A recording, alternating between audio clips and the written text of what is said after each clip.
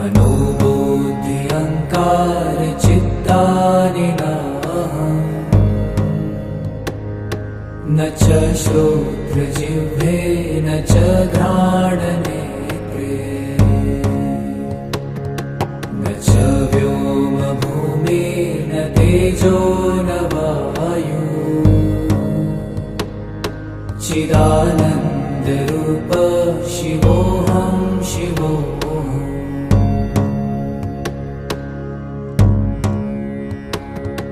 न च प्राणसंज्ञो न वै पञ्चवायु न वा सप्तधातु न वा पञ्चकोश न वा पाणिपादं न चोपस्थपायु चिदानन्दरूप शिवोऽहं शिवोऽहम्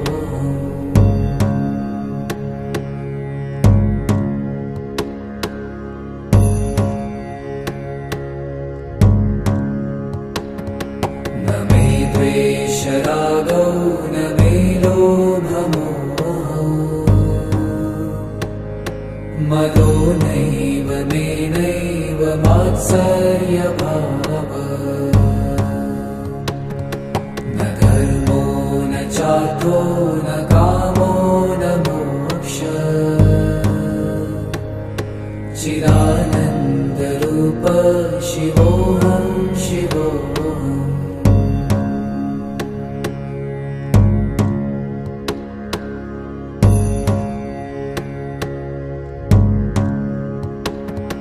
न पुण्यं न पापं न सौख्यं न दुःखं न मन्त्रो न तीर्थं न वेदा न यज्ञा अहं भोजनं नैव भोजं न भोक्ता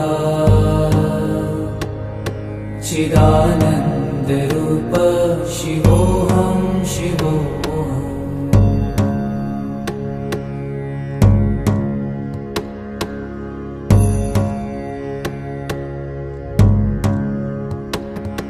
न मृत्युर्न शङ्का न मे जातिभेद पिता नैव मे नैव माता न जन्म न बन्धुर्न मित्रं गुरुर्नैव शिष्यम् चिदानन्दरूप शिवोऽहं शिवोऽहम्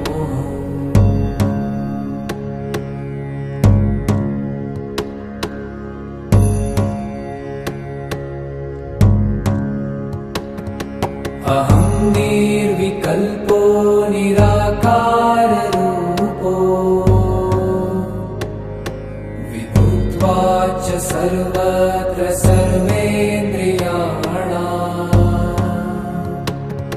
न चासङ्गतं नैव मुक्तिर्न मेय चिदानन्दरूप शिवोऽहं शिवोऽहम्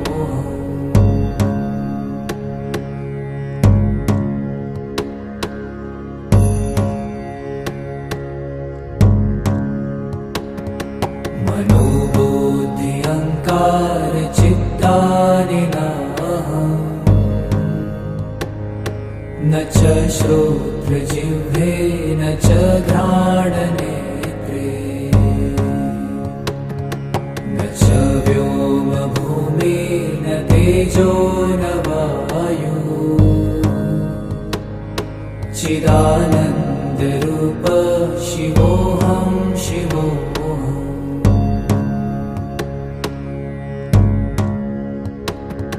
न च प्राणसंज्ञो न वै पञ्चवायु न वा सप्तधातु न वा पञ्चकोश न वा पाणिपादं न चोपस्थपायु चिदानन्दरूप शिवोऽहं शिवोऽहम्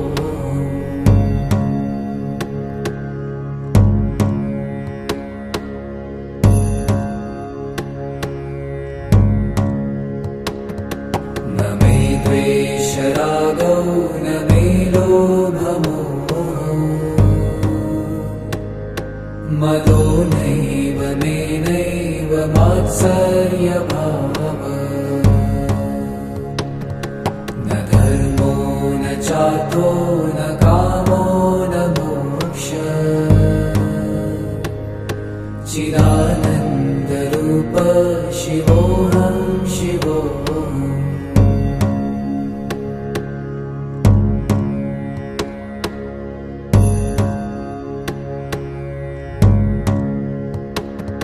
न पुण्यं न पापं न सौख्यं न दुःखं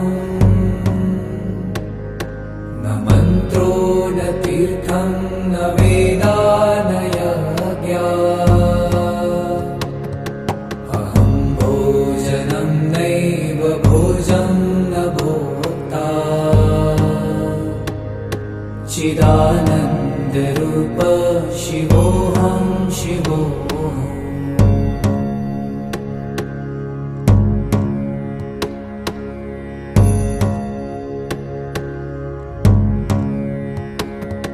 न मृत्युर्न शङ्का न मे जातिभेद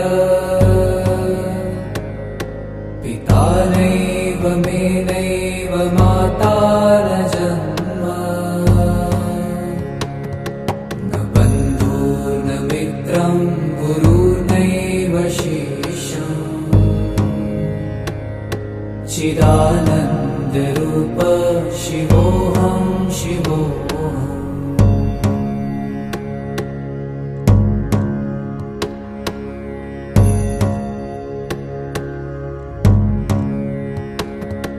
अहं निर्विकल्पो निराकाररूपो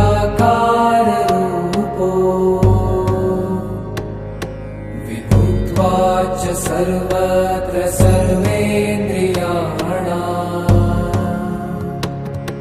न चासङ्गतं नैव मुक्तिर्न मेय चिदानन्दरूप शिवोऽहं शिवोऽहम्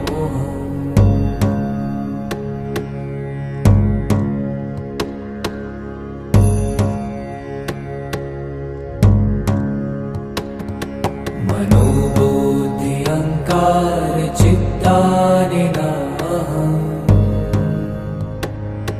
न च श्रोत्रजिह्वे न च घ्राणनेत्रे न च व्योमभूमिर्न तेजो न वायु चिदानन्दरूप शिवोऽहं शिवोऽहम्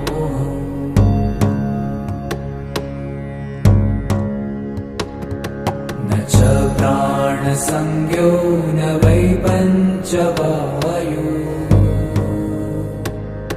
न वा सप्तधातु न वा पञ्चकोश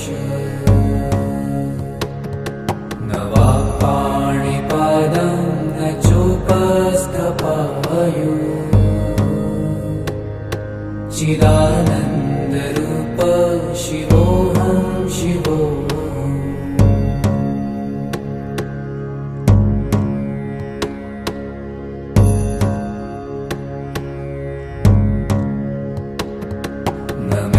द्वेषरागौ न मे लोभमोहौ मदो नैव मे नैव मात्सर्यभावः न धर्मो न चार्थो न कामो न मोक्षः चिदानन्दरूप शिवोऽहं शिवोऽहम्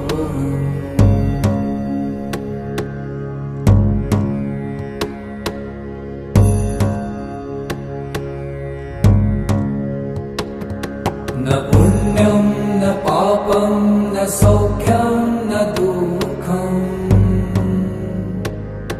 न मन्त्रो न तीर्थं न वेदा न यज्ञा अहं भोजनं नैव भोजं न भोक्ता चिदानन्दरूप शिवोऽहं शिवोऽहम्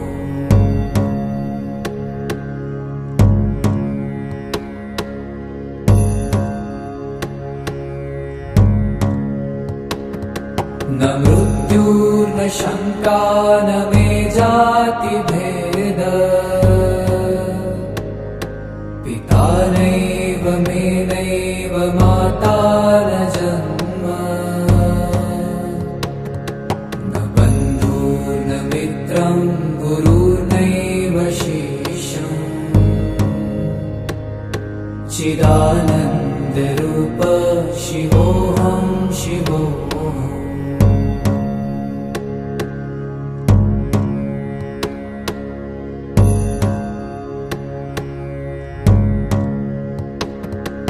अहं निर्विकल्पो निराकाररूपो विभूत्वाच सर्वत्र सर्वेन्द्रियाणाम् न चासङ्गतं नैव मुक्तिर्न मेय चिदानन्दरूप शिवोऽहं शिवोऽहम्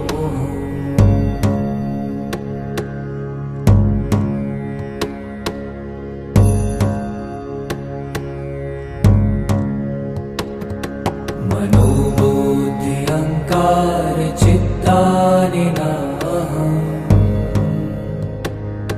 न च श्रोत्रजिह्वे न च घ्राणनेत्रे न च व्योमभूमिर्न तेजो न वायु चिदानन्दरूप शिवोऽहं शिवोऽहम्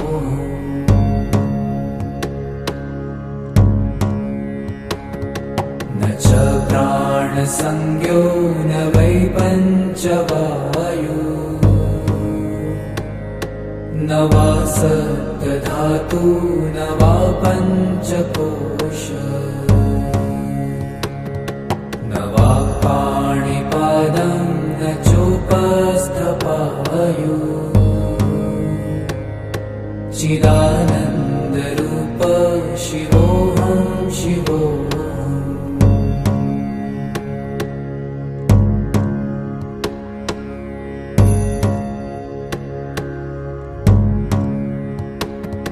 न मे द्वेषरागौ न मे लोभमोहौ मदो नैव मे नैव मात्सर्यभावः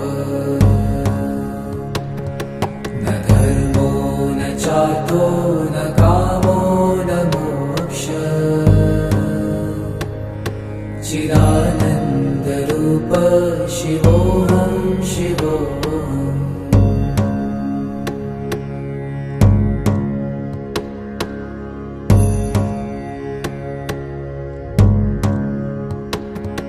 न पुण्यं न पापं न सौख्यं न दुःखम् न मन्त्रो न तीर्थं न वेदा न यज्ञा अहं भोजनं नैव भोजं न भोक्ता चिदानन्दरूप शिवोऽहं शिवोऽहम्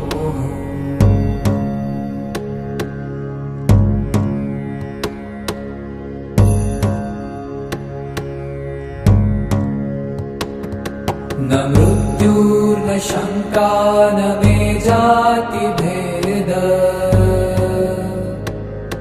पिता नैव मे नैव माता न जन्म न बन्धुर्न मित्रं गुरुर्नैव शिष्यम् चिदानन्दरूप शिवोऽहं शिवोऽहम्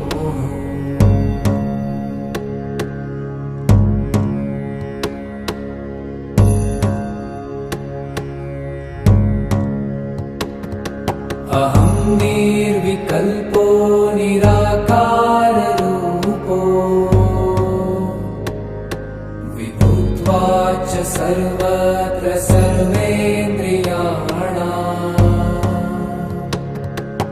चासङ्गतं नैव मुक्तिर्न मेय चिदानन्दरूप शिवोऽहं शिवोऽहम्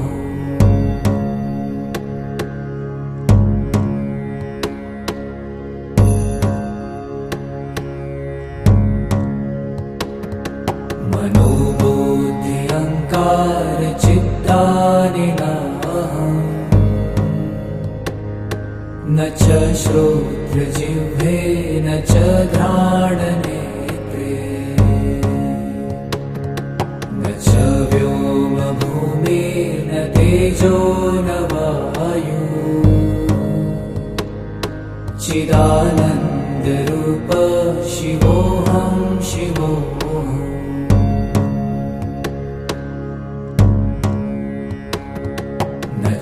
प्राणसंज्ञो न वै पञ्चवायु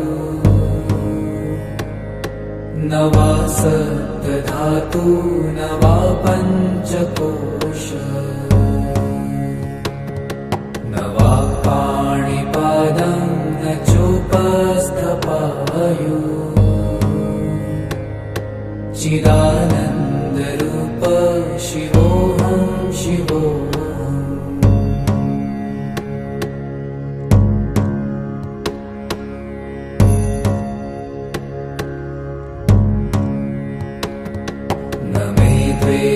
रागौ न मे लोभमोहौ मदो नैव मे नैव मात्सर्यभाव न धर्मो न चार्थो न कामो न मोक्ष चिदानन्दरूप शिवोऽहं शिवोऽहम्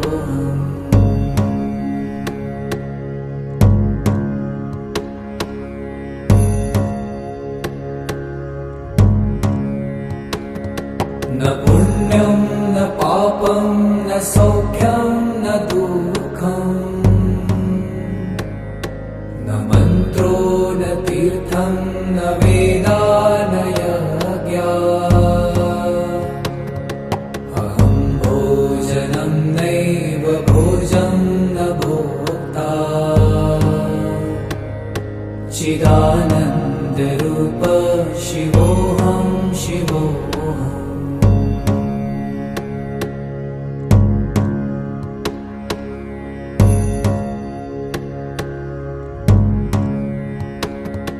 न मृत्युर्न शङ्का न मे जातिभेद पिता नैव मे नैव माता न जन्म न बन्धुर्न मित्रं गुरुर्नैव शिष्यम् चिदानन्दरूप शिवोऽहं शिवोऽहम्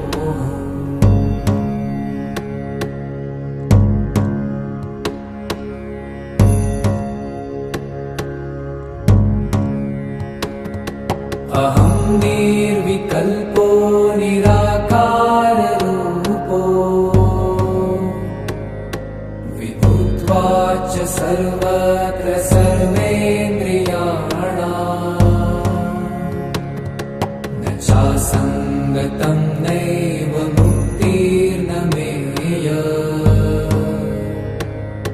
चिदानन्दरूप शिवोऽहं शिवोऽहम्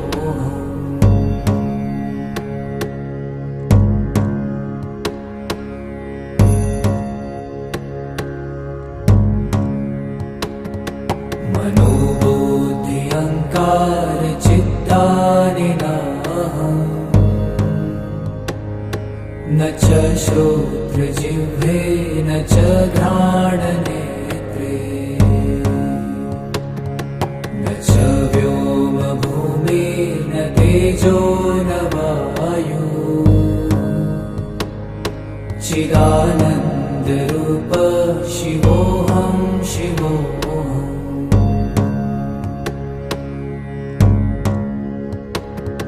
न च प्राण प्राणसंज्ञो न वै पञ्चवायु न वा सप्तधातु न वा पञ्चकोश न वा पाणिपादं न चोपस्थपायु चिदानन्दरूप शिवोऽहं शिवोऽहम्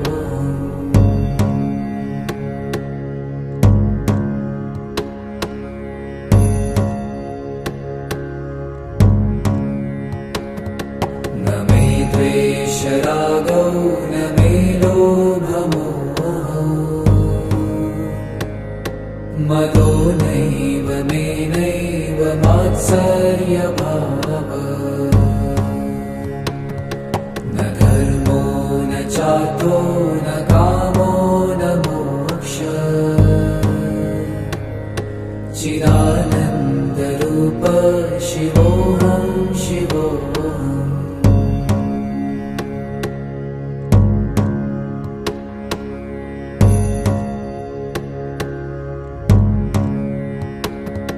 न पुण्यं न पापं न सौख्यं न दुःखं न मन्त्रो न तीर्थं न वेदा न यज्ञा अहं भोजनं नैव भोजं न भोक्ता चिदानन्दरूप शिवोऽहं शिवोऽहम्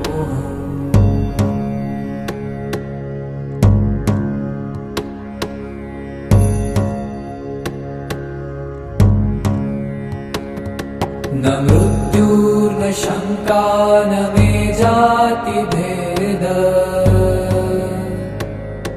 पिता नैव मे नैव माता न जन्म न बन्धुर्न मित्रं गुरुर्नैव शिष्यम् चिदानन्दरूप शिवोऽहं शिवोऽहम्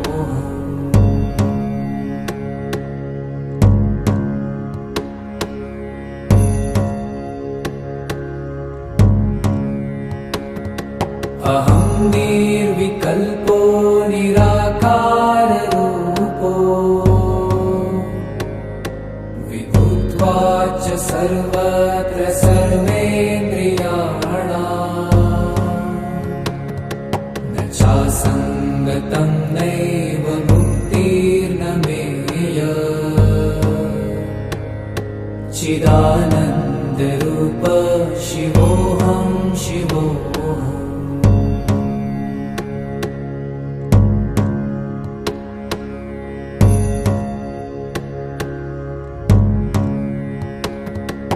मनोबुद्धि अहङ्कार चित्तानि नाहम् न च श्रोत्रजिह्वे न च घ्राणनेत्रे न च व्योमभूमिर्न तेजो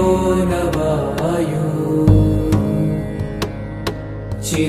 चिदानन्दरूप शिवोऽहं शिवोऽहम्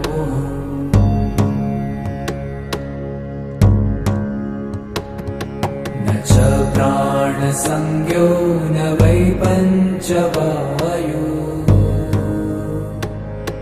न वा सप्तधातु न वा पञ्चकोश न वा पाणिपादं न चोपस्थपायु चिदानन्दरूप शिवोऽहं शिवोऽहम्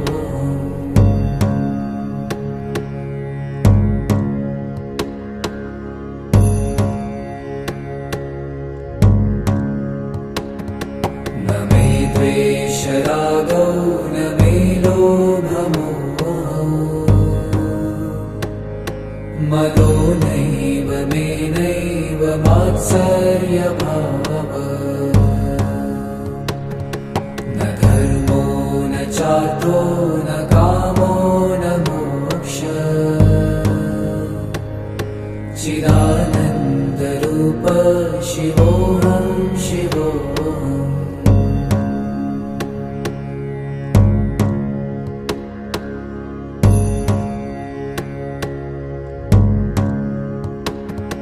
न पुण्यं न पापं न सौख्यं न दुःखम् न मन्त्रो न तीर्थं न वेदा न यज्ञा अहं भोजनं नैव भोजं न भोक्ता चिदानन्दरूप शिवोऽहं शिवोऽहम्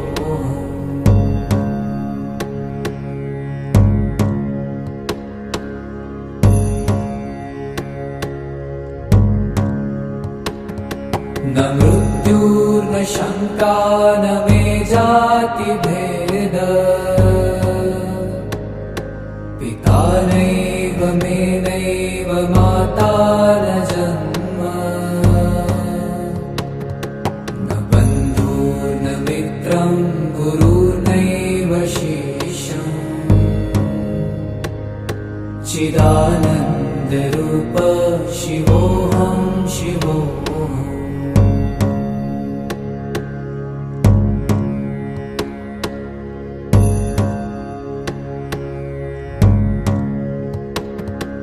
अहं निर्विकल्पो निराकाररूपो विभूत्वाच सर्वत्र सर्वेन्द्रियाणाम् न चासङ्गतं नैव मुक्तिर्न मेय चिदानन्दरूप शिवोऽहं शिवोऽहम्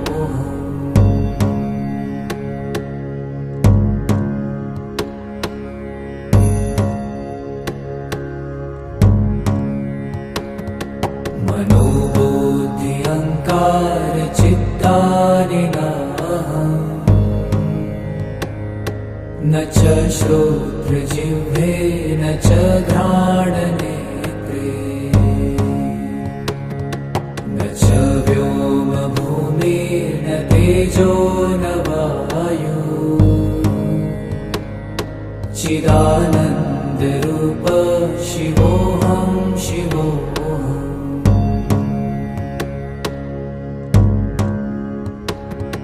न च प्राणसंज्ञो न वै पञ्चवायु न वा सप्तधातु न वा पञ्चकोश न वा पाणिपादं न चोपस्थपायु चिदानन्दरूप शिवोऽहं शिवोऽहम्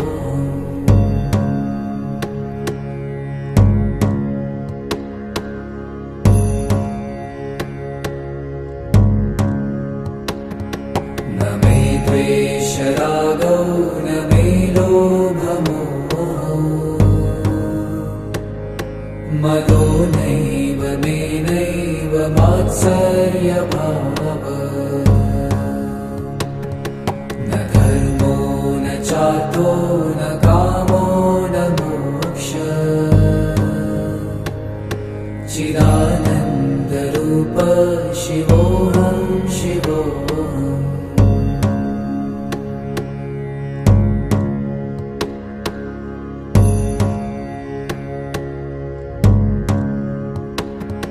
न पुण्यं न पापं न सौख्यं न दुःखम् न मन्त्रो न तीर्थं न वेदा न यज्ञा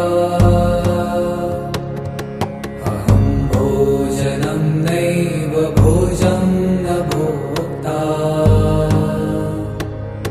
चिदानन्दरूप शिवोऽहं शिवोऽहम्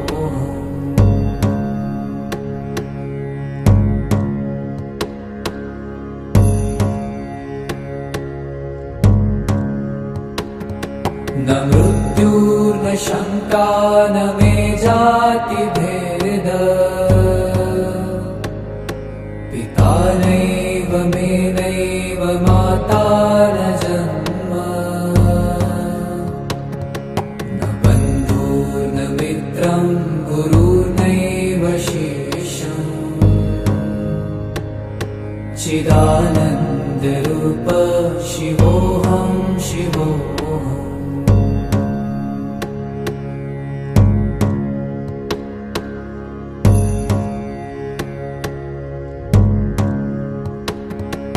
अहं निर्विकल्पो निराकाररूपो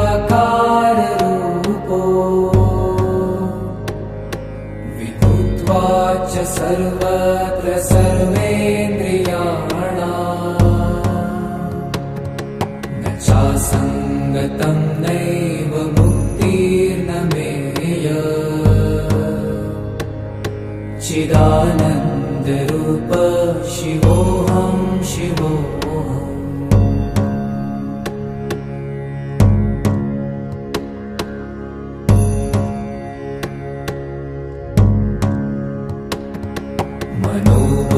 मनोबुद्ध्यहङ्कार चित्तानि नाहम् न च श्रोत्रजिह्वे न च घ्राणनेत्रे न च व्योमभूमिर्न तेजो न वायु चिदानन्दरूप शिवोऽहं शिवोऽहम्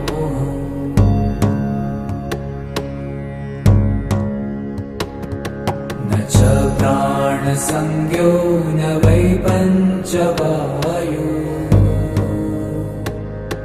न वा सप्तधातु न वा पञ्चकोश न वा पाणिपादं न चोपस्थपायु चिदानन्दरूप शिवोऽहं शिवोऽहम्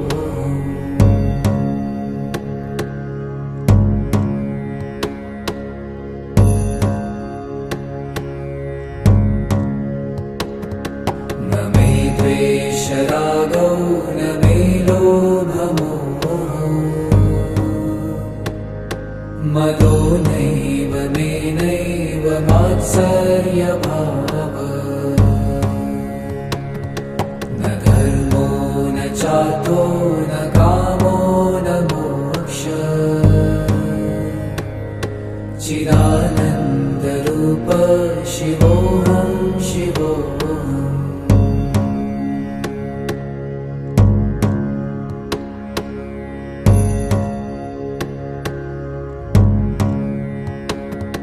न पुण्यं न पापं न सौख्यं न दुःखम् न मन्त्रो न तीर्थं न वेदा न यज्ञा अहं भोजनं नैव भोजं न भोक्ता चिदानन्दरूप शिवोऽहं शिवोऽहम्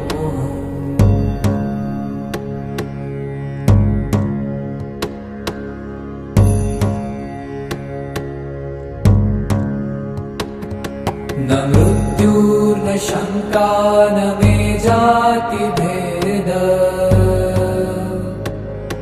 पिता नैव मे नैव माता न जन्म न बन्धुर्न मित्रं गुरुर्नैव शेषम् चिदानन्दरूप शिवोऽहं शिवोऽहम्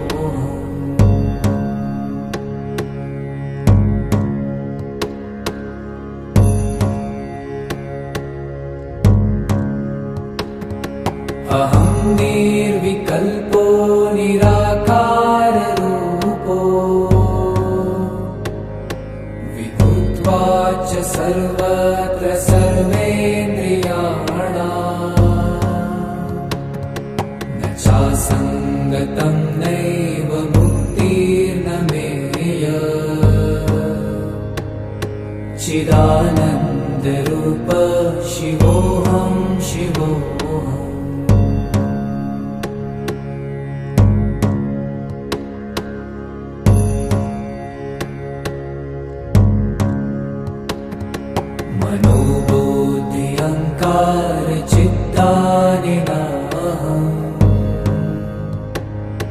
न च श्रोत्रजिह्वे न च घ्राणनेत्रे न च व्योमभूमिर्न तेजो न वायु चिदानन्दरूप शिवोऽहं शिवोऽहम्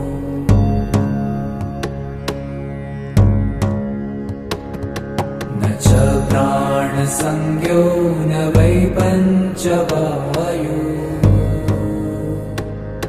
न वा सप्तधातु न वा पञ्चकोश न वा पाणिपादं न चोपस्थपायु चिदानन्दरूप शिवोऽहं शिवोऽहम्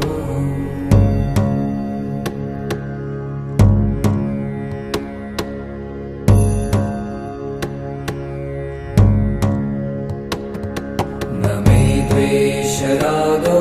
न मे लोभमोहौ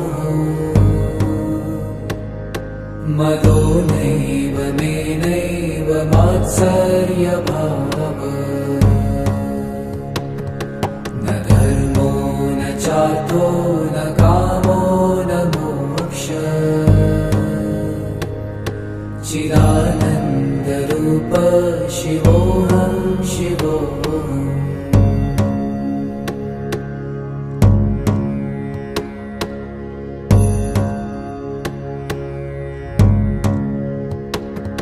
न पुण्यं न पापं न सौख्यं न दुःखम् न मन्त्रो न तीर्थं न वेदा न यज्ञा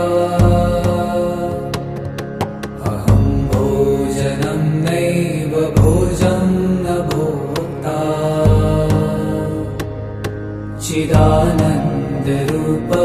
शिवोऽहं शिवोऽहम्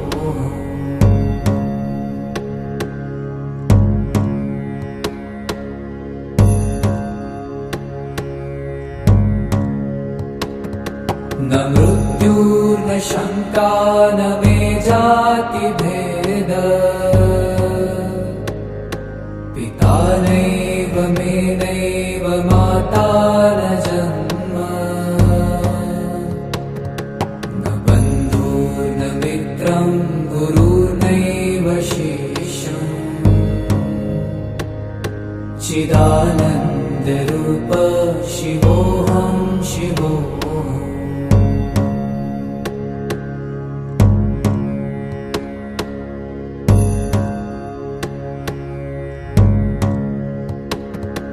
अहं निर्विकल्पो निराकाररूपो विभुत्वाच्च सर्वत्र सर्वेन्द्रियाणाम् न चासङ्गतं नैव मुक्तिर्न मेय चिदानन्दरूप शिवोऽहं शिवोऽहम्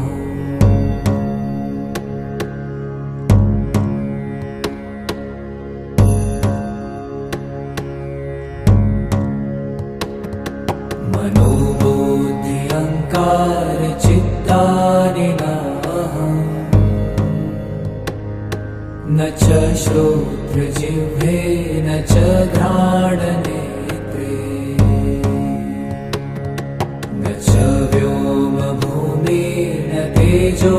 न वायु चिदानन्दरूप शिवोऽहं शिवोऽहम्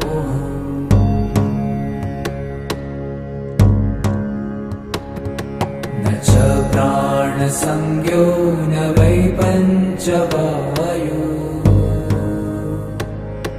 न वा सप्तधातु न वा पञ्चकोश न वा पाणिपादं न चोपस्थपायु चिदानन्दरूप शिवोऽहं शिवोऽहम्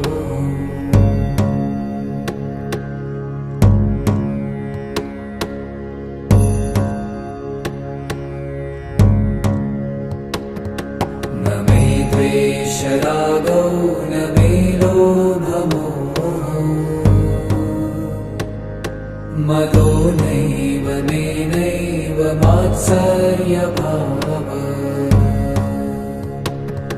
न धर्मो न चार्थो न कामो न मोक्षः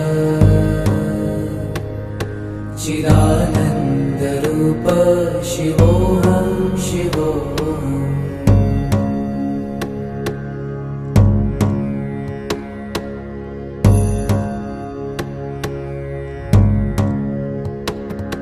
न पुण्यं न पापं न सौख्यं न दुःखं न मन्त्रो न तीर्थं न वेदा न यज्ञा अहं भोजनं नैव भोजं न भोक्ता चिदानन्दरूप शिवोऽहं शिवोऽहम्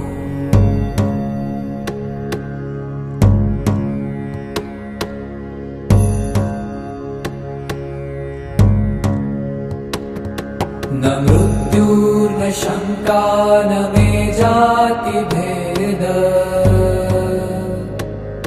पिता नैव मे नैव माता न जन्म न बन्धुर्न मित्रं गुरुर्नैव शिष्यम् चिदानन्दरूप शिवोऽहं शिवोऽहम्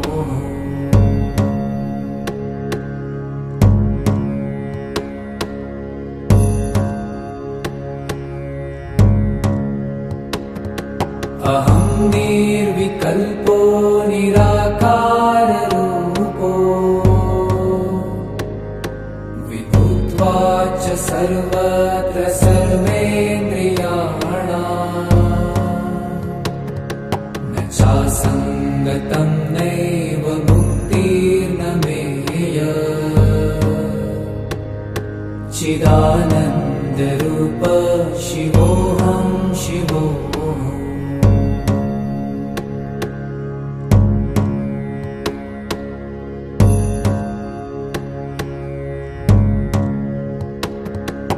मनोबुद्धि अहङ्कार चित्तानि नाहम् न च श्रोत्रजिह्वे न च घ्राणनेत्रे न च व्योमभूमिर्न तेजो न वायु चिदानन्दरूप शिवोऽहं शिवोऽहम्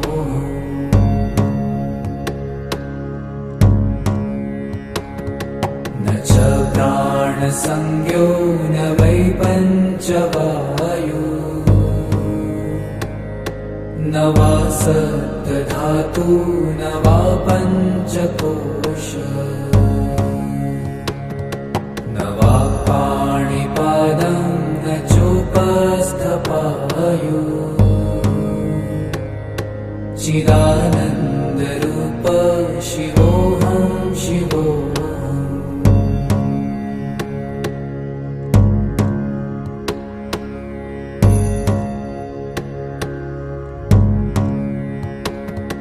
न मे द्वेषरागौ न मे लोभमोहौ मदो नैव मे नैव मात्सर्यभावः न धर्मो न चार्थो न कामो न मोक्षः चिदानन्दरूप शिवोऽहं शिवोऽहम्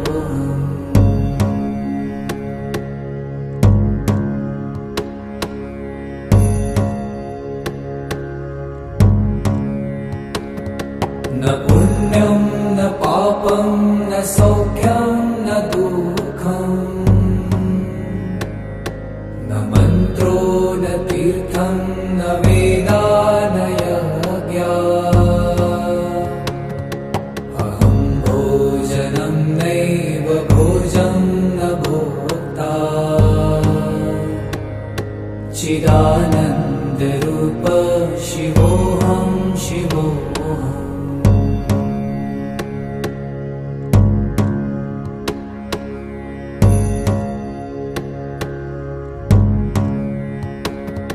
न मृत्युर्न शङ्का न मे जातिभेद पिता नैव मे नैव माता न जन्म न बन्धुर्न मित्रं गुरुर्नैव शिष्यम् चिदानन्दरूप शिवोऽहं शिवोऽहम्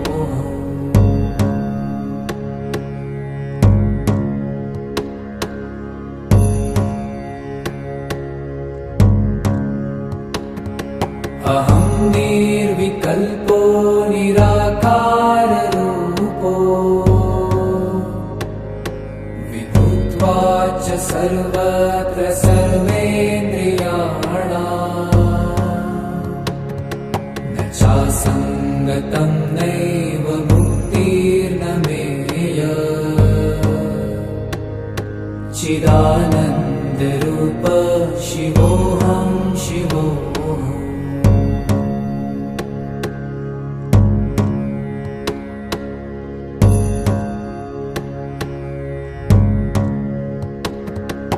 मनोबुद्धि अहङ्कार चित्तानि नाहम् न च श्रोत्रजिह्वे न च घ्राणनेत्रे न च व्योमभूमिर्न तेजो न वायु चिदानन्दरूप शिवोऽहं शिवोऽहम्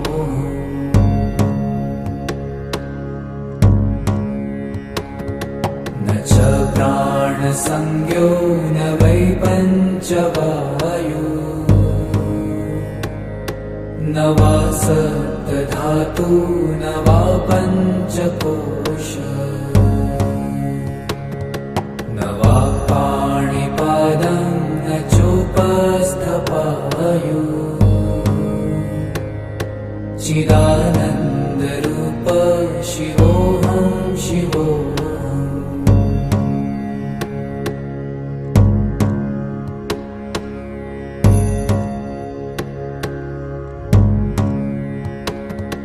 न मे द्वेषरागौ न मे लोभमोहौ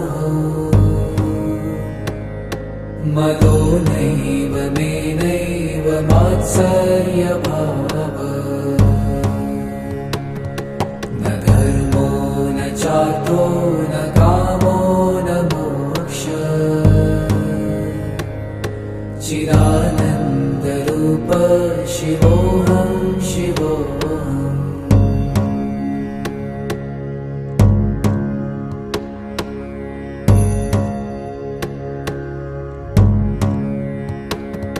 न पुण्यं न पापं न सौख्यं न दुःखम् न मन्त्रो न तीर्थं न वेदा न यज्ञा अहं भोजनं नैव भोजं न भोक्ता चिदानन्दरूप शिवोऽहं शिवोऽहम्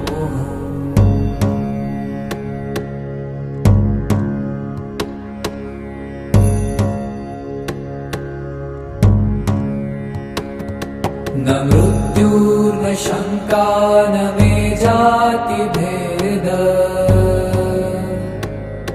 पिता नैव मे नैव माता न जन्म न बन्धुर्न मित्रं गुरुर्नैव शिष्यम् चिदानन्दरूप शिवोऽहं शिवोऽहम्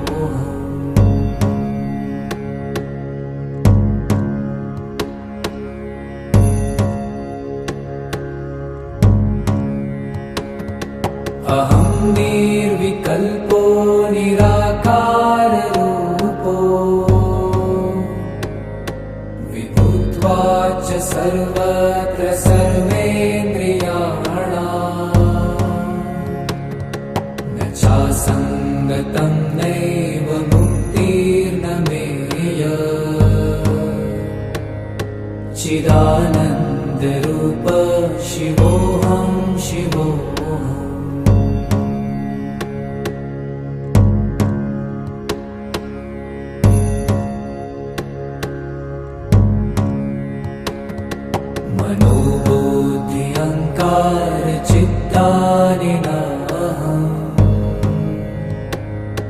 न च श्रोत्रजिह्वे न च घ्राणनेत्रे न च व्योमभूमिर्न तेजो न वायु चिदानन्दरूप शिवोऽहं शिवोऽहम्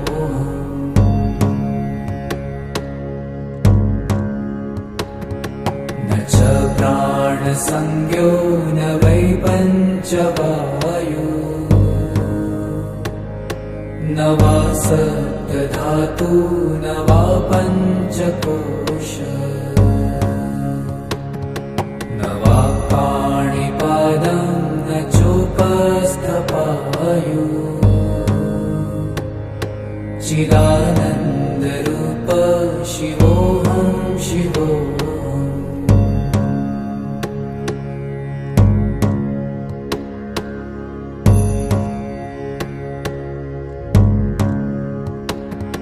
न मे द्वेषरागौ न मे लोभमोहौ मदो नैव मे नैव मात्सर्यभावः न धर्मो न चार्थो न कामो न मोक्षः चिदानन्दरूप शिवोऽहं शिवोऽहम्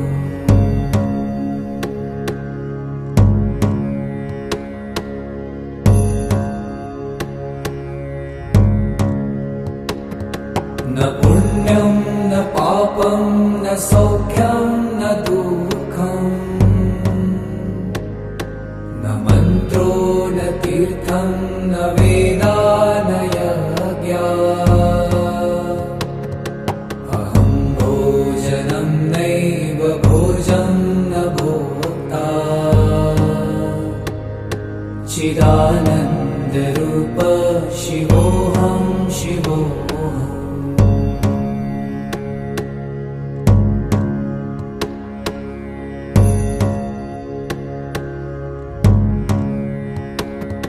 न मृत्युर्न शङ्का न मे जातिभेद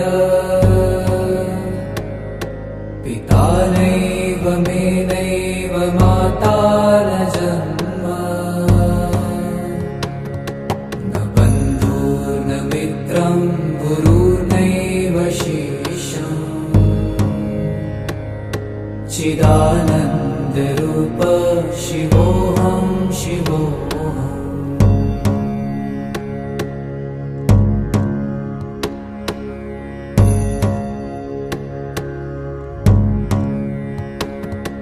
अहं निर्विकल्पो निराकाररूपो विभुत्वाच्च सर्वत्र सर्वेन्द्रियाणाम् न चासङ्गतं नैव मुक्तिर्न मेय चिदानन्दरूप शिवोऽहं शिवोऽहम्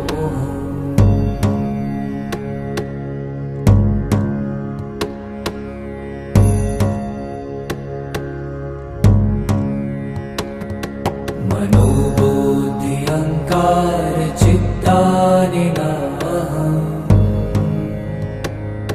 न च श्रोत्रजिह्वे न च घ्राणनेत्रे न च व्योमभूमिर्न तेजो न वायु चिदानन्दरूप शिवोऽहं शिवोऽहम्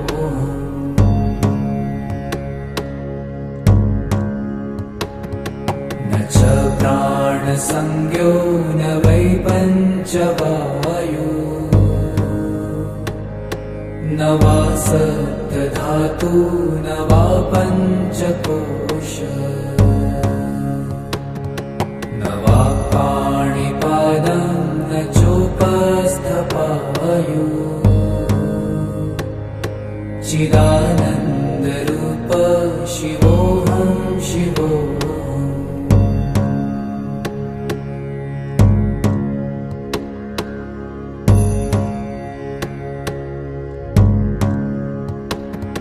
न मे द्वेषरागौ न मे लोभमोहौ मदो नैव मे नैव मात्सर्यभावः न धर्मो न चार्थो न कामो न मोक्षः चिदानन्दरूप शिवोऽहं शिवोऽहम्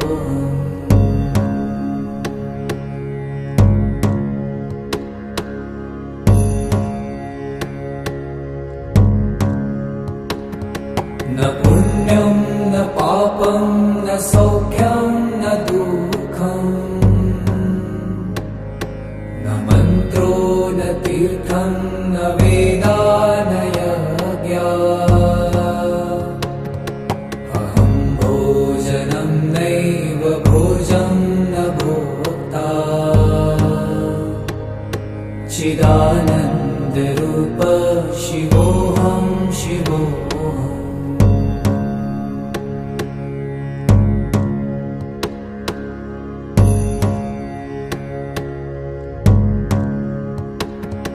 न मृत्युर्न शङ्का न मे जातिभेद पिता नैव मे नैव माता न जन्म न बन्धुर्न मित्रं गुरुर्नैव शिष्यम् चिदानन्दरूप शिवोऽहं शिवोऽहम्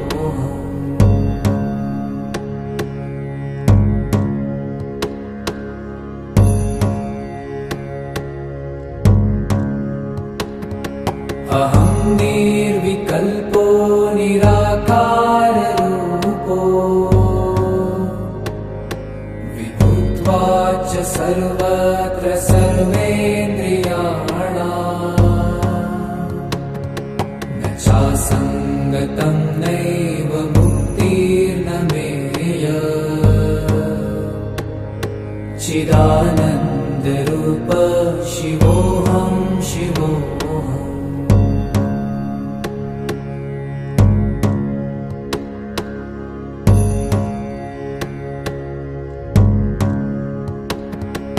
मनोबुद्धि अहङ्कार चित्तानि नाहम् न च श्रोत्रजिह्वे न च घ्राणनेत्रे न च व्योमभूमिर्न तेजो न वायु चिदानन्दरूप शिवोऽहं शिवोऽहम्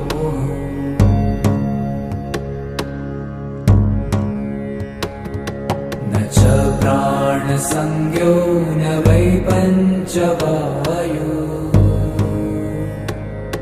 न वा सप्तधातु न वा पञ्चकोश न वा पाणिपादं न चोपस्थपायु चिदानन्दरूप शिवोऽहं शिवोऽहम्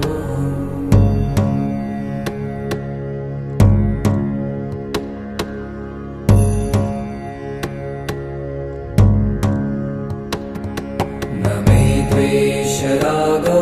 न मे लोभमोहौ मदो नैव मे नैव मात्सर्यभावः न धर्मो न चार्थो न कामो न मोक्षः चिदानन्दरूप शिवोऽहं शिवोऽहम्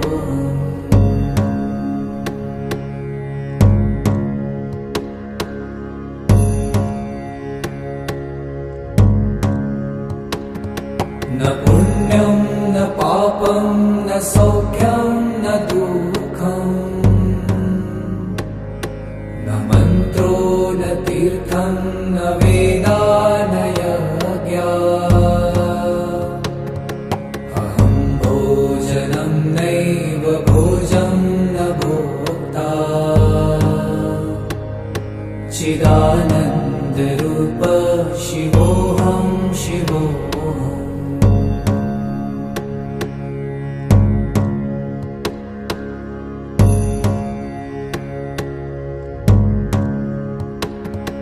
न मृत्युर्न शङ्का न मे जातिभेद पिता नैव मे नैव माता न जन्म न बन्धुर्न मित्रं गुरुर्नैव शिष्यम् चिदानन्दरूप शिवोऽहं शिवोऽहम्